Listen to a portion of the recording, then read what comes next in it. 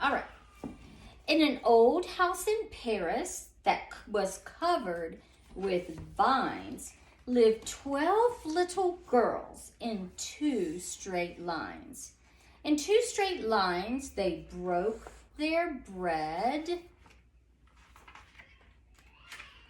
and brushed their teeth and went to bed.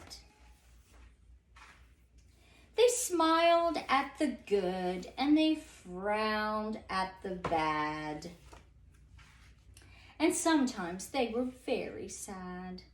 They left the house at 9:30 in 2 straight lines and in rain or shine. The smallest one was Madeline. She was not afraid of mice. She loved winter, snow, and ice. To the tiger in the zoo, Madeline said, "Pooh-pooh." And nobody knew so well how to frighten Miss Clavel. In the middle of the night, Miss Clavel turned on a light and said, "Something is not right." Why'd you say something's not right? Little Madeline sat in bed, cried and cried. Her eyes were red. And soon after Dr. Cone came, he rushed out to the phone. Why? In a car with a red light, you're going to find out. They drove into the night. Madeline woke up hours later in a room with flowers. Sorry, I skipped a page. And soon Dr. Cone rushed out to the phone and dialed Danton 106. "Nurse," he said, "it's an appendix." Everybody had to cry. Not a single eye was dry.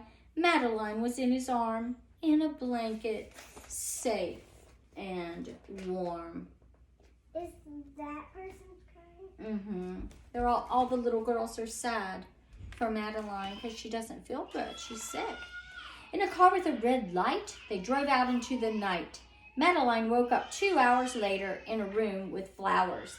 Madeline soon ate and drank on a bed with a crank and a crack on the ceiling that had the habit of something that looked like a rabbit. Why does she have the scissors?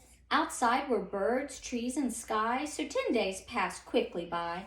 One morning, Miss Clavel said, "Isn't this a fine day to visit Madeline?" Visitors from 2 to 4 read a sign outside her door, tiptoeing with a solemn face, with some flowers in a vase. And in they walked and they said, "Ah," when they saw the toys and the candy and the dollhouse from Papa. But the biggest surprise by far was on her stomach was a scar. Why? Because they had to remove her appendix. It's here on your side.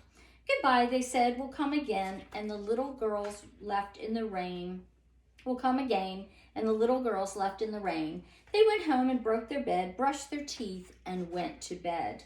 In the middle of the night, Miss Clavel turned on the light and said, "Something is not right.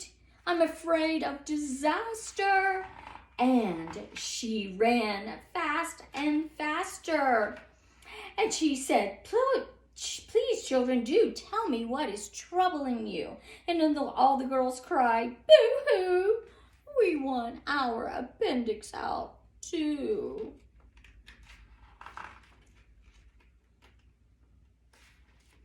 Good night, little girls. Thank the Lord that you are well. And now go to sleep, said Miss Clavel. And she turned out the light and closed the door, and that is all.